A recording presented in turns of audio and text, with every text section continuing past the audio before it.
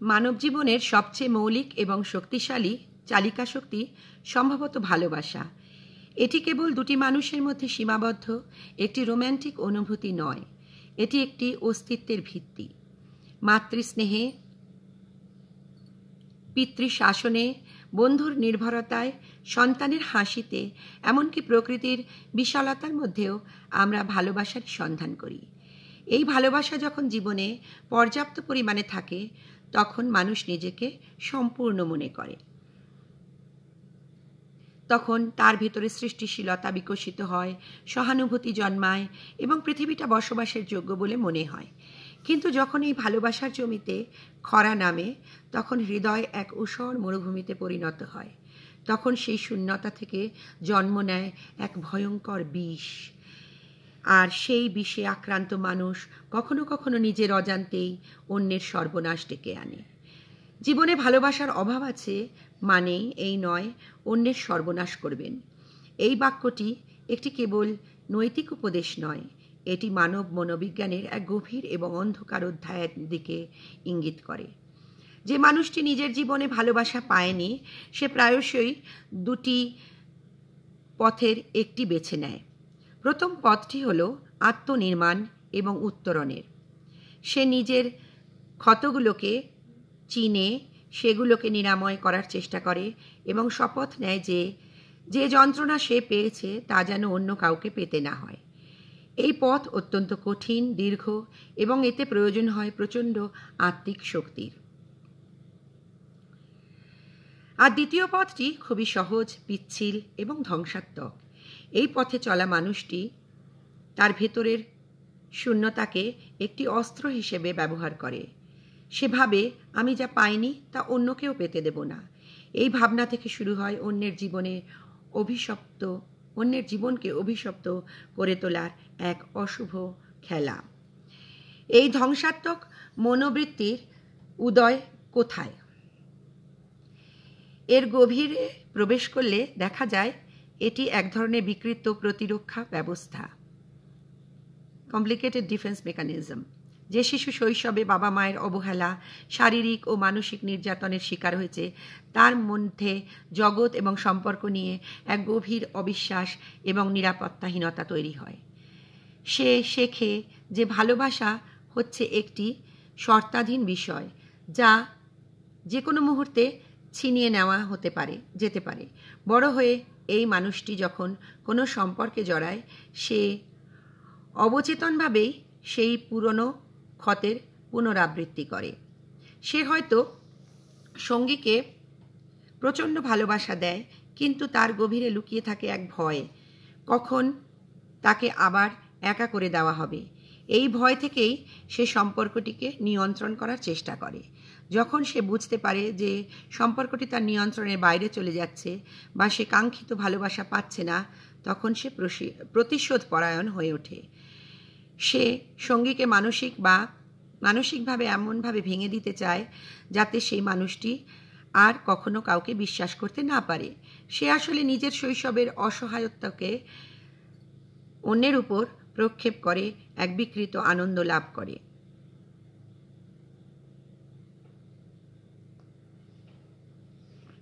আরেকটি কারণ হলো গভীর ঈর্ষা। যে মানুষ সারা জীবন ভালোবাসার জন্য কাঙালের মতন ঘুরে বেরিয়েছে সে যখন দেখে অন্য কেউ ভালোবাসার পরিপূর্ণ একটি জীবন যাপন করছে তখন তার ভিতর এক তীব্র দহন শুরু হয়। সে অন্যের সুখ সহ্য করতে পারে না।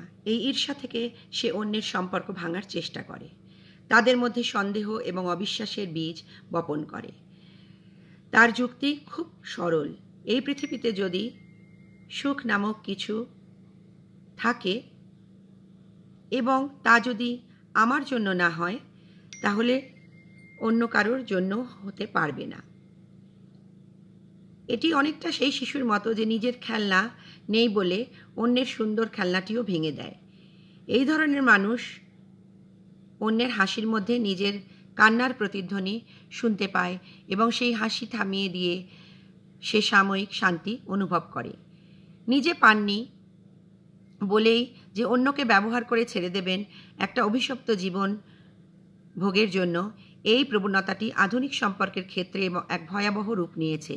এখানে মানুষ ভালোবাসার খোঁজে নামে না, নামে নিজের শূন্যতা পূরণের জন্য একটি বস্তুর খোঁজে। এই ধরনের মানুষগুলো অত্যন্ত চতুর হয়।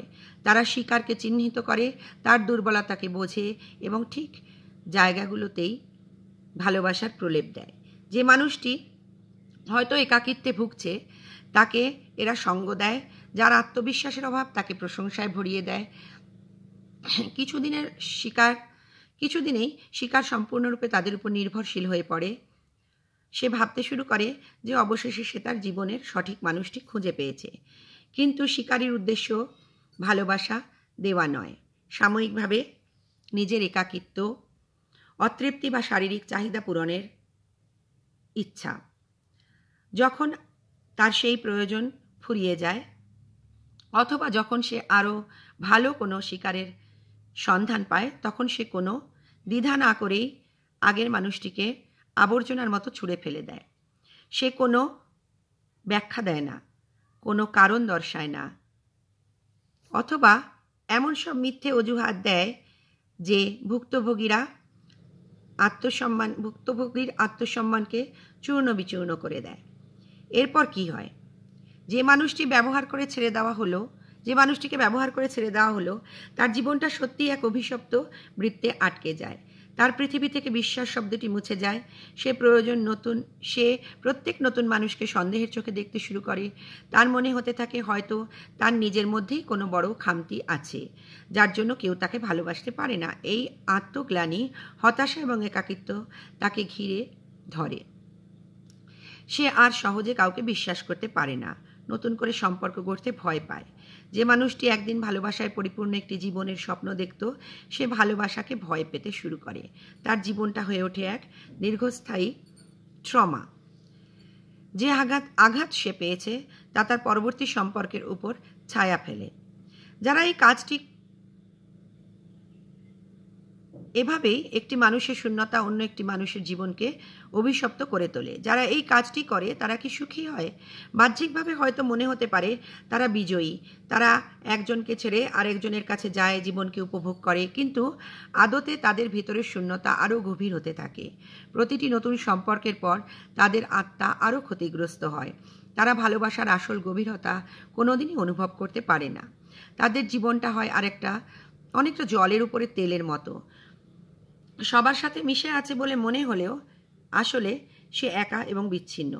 তারা ক্ষণিকের উত্তেজনার জন্য দীর্ঘস্থায়ী শান্তিকে বিসর্জন করে, অন্যের জীবনে অভিশাপের বীজ বপন করে। তারা নিজেদের জন্য এক অনুর্বর ভবিষ্যৎ তৈরি করে। কারণ মহাবিশ্বের এক অলঙ্ঘনীয় নিয়ম হলো, আমরা যা দিই তাই কোনো না কোনো রূপে আমাদের কাছে ফিরে আসে। যে অন্যের চোখে জল এনে দেয় তার নিজের চোখের জলও একদিন শুকিয়ে কাঠ হয়ে যায়। তাহলে এই চক্র থেকে বেরোনোর উপায় কি? প্রথমত, যে মানুষটি ভালোবাসার অভাবে ভুগছে তাকে বুঝতে হবে যে তার ক্ষত নিরাময়ের দায়িত্ব একান্তই তার নিজের। অন্যের জীবন ধ্বংস করে নিজের ভাঙা আয়নার প্রতিবিম্ব জোড়া লাগানো যায় না। তাকে নিজের মুখোমুখি হতে হবে। কেন তার এই শূন্যতাবোধ? শৈশবের কোনো ঘটনা থেকে তাড়া করে বেড়াচ্ছে নাকি? দ্বিতীয়ত, ভালোবাসাকে বাইরে খোঁজার আগে নিজের ভেতর তার বীজ বপন করতে হবে। সেলফ লাভ বা নিজের প্রতি ভালোবাসা কোনো বিলাসিতা নয়, এটি একটি প্রয়োজনীয়তা। যে নিজেকে ভালোবাসতে পারে না সে অন্য কাউকে সত্যিকারের অর্থে ভালোবাসতে পারে না এবং অন্যের ভালোবাসা গ্রহণও করতে পারে না। নিজের যত্ন নেওয়া, নিজের শখকে গুরুত্ব দেওয়া, নিজের ভুলগুলোকে ক্ষমা করে নতুন করে শুরু করার মানসিকতা তৈরি করা, এগুলোই আত্মপ্রেমের ভিত্তি। যখন একজন মানুষ নিজের সঙ্গেই স্বচ্ছন্দ বোধ করে তখন তার অন্য কাউকে প্রয়োজন হয় না নিজের শূন্যতা পূরণের জন্য।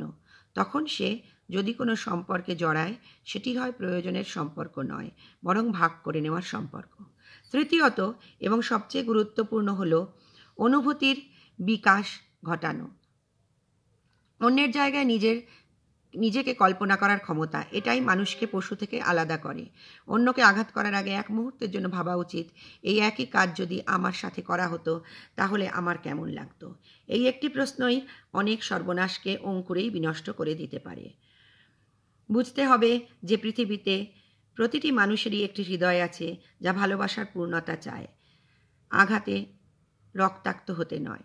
আপনার জীবনের যন্ত্রণা আপনাকে অন্যের যন্ত্রণা সৃষ্টি করার লাইসেন্স দিয়ে দেয় না, বরং আপনার যন্ত্রণা আপনাকে এই শিক্ষা দিতে পারে যে এই কষ্ট কতটা ভয়াবহ এবং তা যেন অন্য কাউকে পেতে না হয়। তার জন্য সচেষ্ট থাকা উচিত। পরিশেষে বলা যায়, ভালোবাসার অভাব জীবনের এক কঠিন বাস্তবতা। এটি মানুষকে নিঃসঙ্গ, ক্রুদ্ধ এবং হতাশ করে তুলতে পারে। কিন্তু এই অভাবকে কিভাবে একজন ব্যক্তি পরিচালনা করবে তার উপরেই নির্ভর করে তার মনুষ্যত্বের পরিচয়।